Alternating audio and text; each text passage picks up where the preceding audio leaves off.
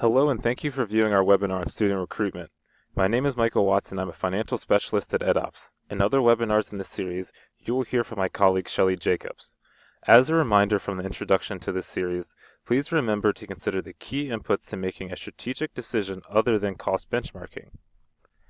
Here you can see the key questions you should be asking yourself throughout this presentation in conjunction with the financial information. These questions are also available where you found the link to this webinar. We will start by briefly reviewing the makeup of school funding, followed by information about the average spending on student recruitment and how that spending breaks down into different categories. Then we will take a look at how spending differed among schools in different PMF tiers as well as schools planning to expand. So to start, what is the makeup of school funding? As many of you will already know, typically, over 90% of your funding comes from local per-pupil funding and thus is driven by enrollment. Because of the importance of enrollment, student recruitment can be a significant support to the financial strength of your school, even though it may not be a large expense. On average, schools spend approximately 0.3% of revenue on student recruiting, with a high mark of 2.1%. This graph emphasizes that even at the highest end, student recruitment is not a large expense, but nonetheless, how the recruitment budget is spent should be a well thought out and strategic decision. Looking across our portfolio of schools, we were able to separate student recruitment spending into 8 categories: marketing materials, bus and metro ads, merchandise and gift cards, family events, newspaper ads, social media ads, radio ads, and a miscellaneous category to catch all the one-off recruiting expenditures that did not fit cleanly into any one category. Looking at the pie chart on this slide, you will notice that over 50% of the recruitment spending went toward marketing materials, bus and metro ads, and merchandise and gift cards. Please keep in mind that these percentages do not include the cost of staff time that may be incurred in conjunction with the listed items. So as you are comparing your student recruiting expenses to these averages, you should also consider what other resources may be needed. Now that we've looked at the overall student recruitment spending and how that spending breaks down into different categories, we should also consider how the characteristics of the school may affect student recruitment.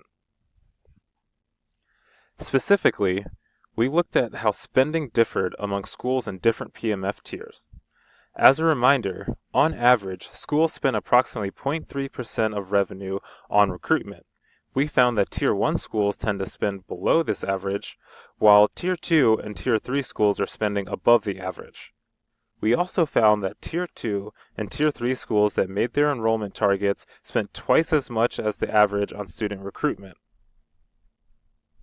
Taking a further look at spending based on the categories of student recruitment, we found that spending was concentrated in marketing materials and bus and metro ads for schools in each of the PMF tiers, with only slight variations. For example, Tier 2 schools tended to spend more on bus and metro ads than Tier 1 schools. And for those Tier 2 and Tier 3 schools that hit their enrollment targets, spending followed a similar breakdown, but with elevated spending in marketing materials and slight upticks in events and merchandise. Beyond considering the effect your PMF tier may have on student recruitment, schools planning to expand also had variances in spending. While the distribution follows a similar pattern, expanding schools spent greater than the average in the more popular categories of marketing materials and bus and metro ads. So now to review. Overall spending on student recruitment is a small portion of the budget, but can have a significant impact on enrollment and revenue. The most utilized student recruitment categories are marketing materials and bus and metro ads. You should also note how your school compares to the benchmark for overall spending and for each category of student recruiting listed in this presentation. If there are significant variations, determine whether these differences make sense for your school. Further, if your school missed enrollment and spent less than the averages, be sure to think about if your school should increase investment in student recruiting and think about which category of student recruitment would be most valuable for your school. Your school should also think about how to measure the return on student recruitment investment and think through which staff members are involved in deciding which vendors and categories to choose. This should help ensure an appropriate balance between the recruitment need and budgetary constraints of the school. Thank you for viewing our webinar, and please take a look at our other expense deep dives covering food service fees, contracted SPED services, student transportation, and contracted instruction fees.